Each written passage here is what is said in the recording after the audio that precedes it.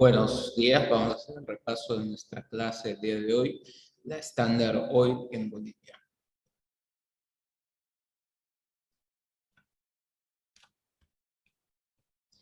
Antes que nada tenemos que conocer un poquito qué era la Standard Oil. En Bolivia fue la Standard Oil la que en 1921 obtuvo una concesión de más de 8 millones de hectáreas desde el sur del departamento de Santa Cruz hasta el departamento de Tarija. Inicialmente fue la compañía Richmond Levering la que obtuvo dicha concesión del gobierno boliviano en 1920, pero un año después esta compañía transfirió la concesión a la empresa Standard Oil, aparentemente sin el conocimiento del gobierno boliviano, violando así una de las cláusulas del contrato. De esa forma, al cuestionable ingreso del Standard Oil a Bolivia, se sumaron otras arbitrariedades e irregulares cometidas por esta empresa internacional, como la exigencia de firmar un nuevo contrato y la compra de otras concesiones particulares, sin el conocimiento del gobierno, es decir, además de los 8 millones de hectáreas cedidos por contrato, la Standard Oil adquirió otros 2 millones de hectáreas. ¿Qué nos está diciendo acá? Nos está explicando esta diapositiva. En Bolivia hemos visto que el ciclo del petróleo va a iniciar directamente en 1920, ¿verdad? Y en 1921 llega esta empresa americana que es inicialmente la Richmond Levering, que negocia una concesión con el gobierno por 8 millones de hectáreas. Quiere decir, una concesión para que puedan explotar los recursos naturales, en este caso el petróleo, en un determinado espacio, que eran estos 8 millones de hectáreas. Pero pasado un año después, en 1921, esta empresa, Richmond Levering, le transfiere esta concesión aparentemente a ocultas del gobierno al Standard Oil, en la cual se viola una de las cláusulas del contrato que habían firmado entre estas dos partes. De esta forma va a entrar de una manera muy cuestionable, muy extraña al Standard Oil a Bolivia y va a empezar a sumar otras arbitrariedades, como una de ellas exigir firmar un nuevo contrato y que se le permita comprar otras concesiones sin el consentimiento del gobierno. Va a comprar otras concesiones para poder ya no tener solo 8 millones de hectáreas, sino 2 millones de hectáreas más, lo que sumaría a 10 millones de hectáreas, que ahora era propietaria la Standard Oil. Es así que esta empresa, que era de Rockefeller, se apodera de los hidrocarburos nacionales.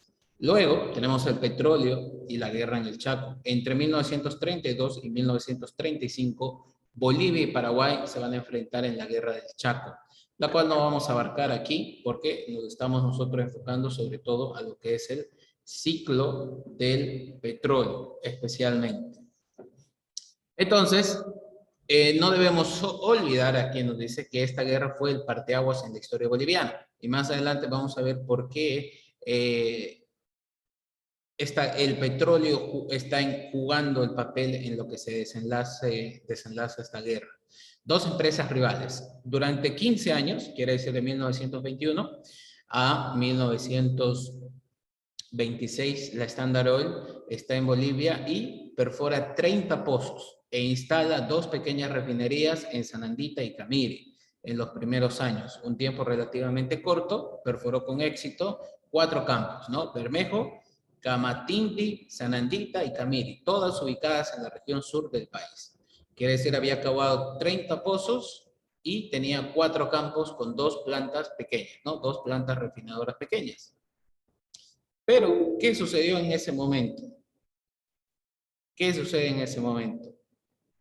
Mientras todo esto ocurría, ¿no? La Standard Oil lo que buscaba era tener el control hegemónico de la exportación en el norte argentino y paraguayo, lo que le asegurara el control en la exportación del crudo que extrajera de Bolivia hacia el Atlántico vía Río de la Plata. O sea, quería sacar el petróleo por el Atlántico, pasando por Paraguay o Argentina, pero en esos territorios, ¿qué sucedía? Que se había posesionado la Royal Dutch Shell.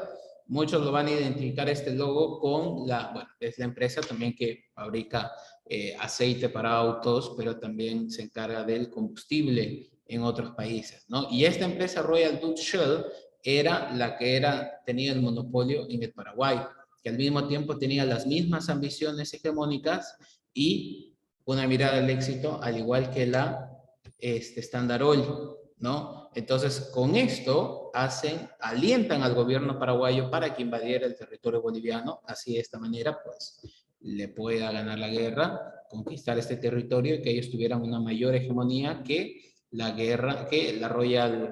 Standard Oil.